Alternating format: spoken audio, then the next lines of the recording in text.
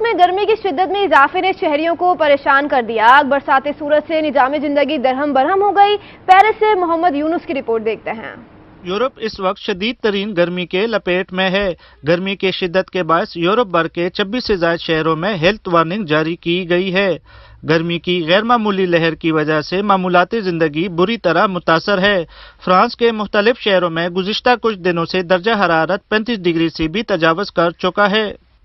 From last 2 weeks you have very high temperatures and it's become really unbearable to live like this anymore. We hope that it will soon drop.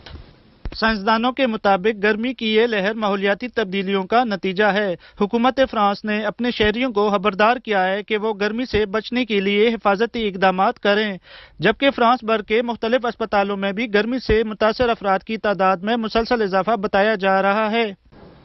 دنیا بھر میں گرمی کی شدت پر قابو پانے کے لیے گرین ہاؤس گیسز کے اخراج پر قابو پانا ہوگا۔